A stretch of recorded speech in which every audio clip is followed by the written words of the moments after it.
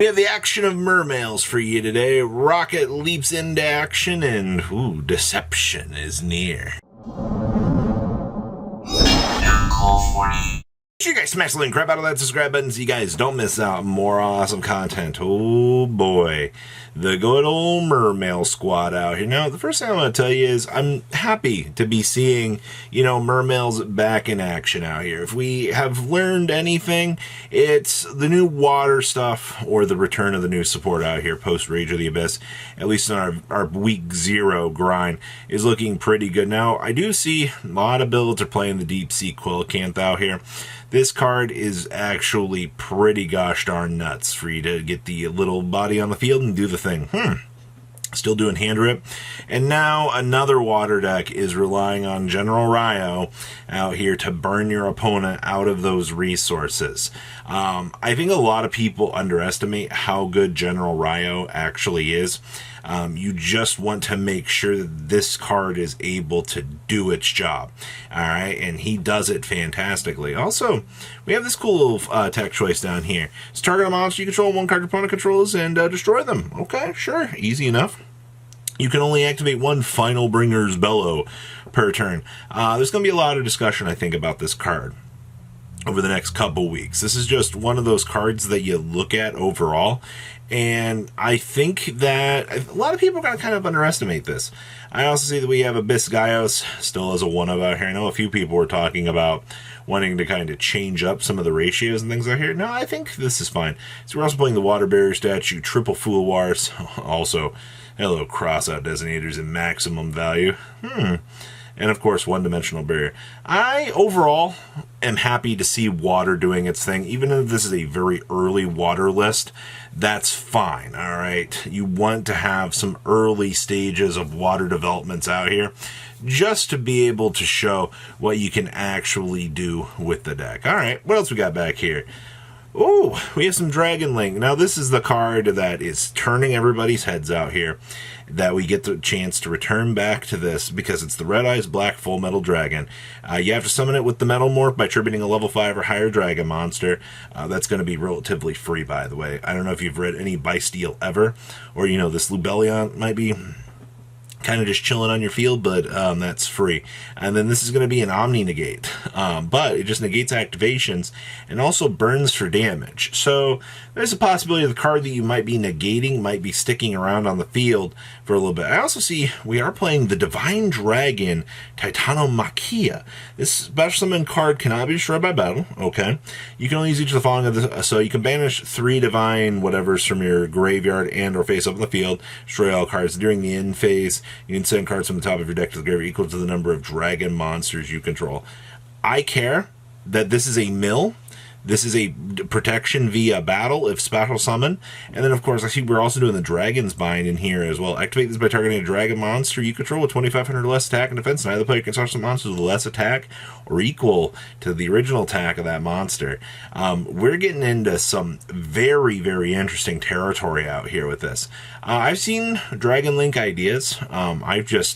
The fact that we're doing the Divine Dragon out here, and we're also doing Dragon's Bind in combination with the Full Metal stuff, I think that this is new territory. I think you have a really solid idea out here for what you can do, and that's really, really cool. Alright, it's just, once again, good luck finding this card, and good luck getting some Dragon's Binds out here for the side deck, so you can roll up with this nice little frigate. Also, this thing being 3,800 attack points under Metal Morph is kind of insane. Good luck trying to find it out to be able to handle this. Dual Monsters was really crazy. Alright. Woo.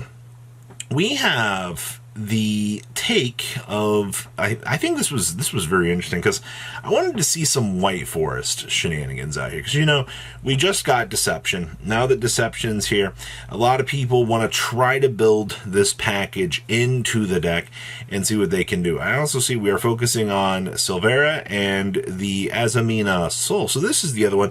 On fusion, summon target card on the field, send it to the graveyard, and then each of your standby phases, you can reveal a Sinful Spoils card, or if this card is in graveyard, add it to your hand. Alright, that's actually interesting. Nice, not complete text, but that's fine. what else we got cooking in this? I also see we are playing one copy of the Azamina Affiliates. The major point with this is, instead of doing the standard Whitewood runic stuff, which has been the very popularized build as of late, you're going back to the toy box stuff. And I still think the toy box cards are insanely good. Alright, the toy box cards generate so much advantage for you. It's actually crazy for what you can actually do. Also, this not being, if you see multiple toy boxes, you can do some pretty stupid stuff just to get the extra little cycles up and running. I also see we are doing one copy of the Fiend of the White Forest. Okay, interesting. Is this something that you should be worried about in like the competitive side of the game? To be honest, I don't think so. I think that you should be aware that White Forest can do all of these different things. Like that's the big major thing out here, all right? Like, you have so many innovations running around right now post Rage of the Abyss that so many people are excited to try that, once you get more deceptions and things, that might be the more appropriate way to go. Card's pretty gosh darn good. Ooh, we have more Snake Eyes for you. Now, this build does not have a side deck. This build ended up winning its event, unironically, because last video we had that, you saw the third place list. The same person was like, well, hey, my friend ended up winning the event with Snake Eye as well. So, you have now multiple Snake Eyes to look at out here. Now, this list feels super optimized. And I like that, especially playing 40 cards. You get them, all right? We're doing the 2 engraver with the 1 Lacrima. I like this. I've been pretty vocal about liking this engine for a very long time.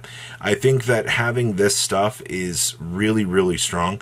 Cutting down the engraver also, to keep it at 40. Still maximum. Holy crap. This looks so disgusting on paper. Looking at this optimization. You're also playing the Nibiru. I know our other duelist said that Nib was pretty awful, but I feel like the whole thing here with this is you're playing the Nib because you want to be able to toggle into, having something off of the Mulch Army resolving. You Mulch Army into something like an Ash, okay, sure, it's a hand trap. You roll on into the Infinite Permanence, okay. You're able to get through these standard lines to do your thing. Of course, Wesselago and Silvera, these are going to be standard. Everything about this, I like a lot. 150% optimized. Obviously, your side deck you're going to have to figure out. I think yesterday's build that we posted would also be a good start to kind of look back and go, hey, we have a little bit of reground work that we can mess around with, and that's fine. It just kind of comes back to the what's going to be the best call for you, what's going to be the most optimized thing for you to do your thing, and so forth. Yep, you gotta love meta at this point. Good stuff. And our last list here, we have just one Amano Awado in this. Okay, Runic Stun's going to be as timeless as time itself, I feel like, at this point. Like, this deck's going to show up, it's going to do its thing, you're going to counterplay it, it's going to go back to dormancy, and it's going to flare back up eventually. I see we are doing the 1 Scrubbed Raid, 1 Organism. Okay, I mean, like, I'm liking these ratios. We are playing triple Upstart Goblin. The only thing I feel about this is, feels a little bit rough. Honestly, we are having to focus on the Dimensional Fissures. Yeah, we're at that point now in the meta that activating Dimensional Fissure feels like a generalized win con. Alright, like, this card does so much for what you need it to. I also see we got Double Messenger piece in here as well. That's a lot of Floodgate. Also, the fact that, unfortunately, if you're putting this up, you Bell player can still try to, end your dueling career, unfortunately. It's just kind of how it works. I also see we have good old Synchro Zone, the Tyrant's Tirade. Okay, and then, of course, most of this side deck is pretty standard. I do like the Solemn Judgment over the Dark Brab. I just don't like giving my opponent a card. People look at this and they're like, hey, Mill's a card, but, the amount of times that you just handed your opponent a Cosmic Cyclone and you might not have an out for it. Yeah, we don't like to take our chance with good old variants out here. So, what do you guys think about these lists? Please, leave a comment down below, tell me what you guys think. And honestly, I'm intrigued by what's to come for the rest of this for me. You guys have a good rest of your day, alright? Patrons, thank you.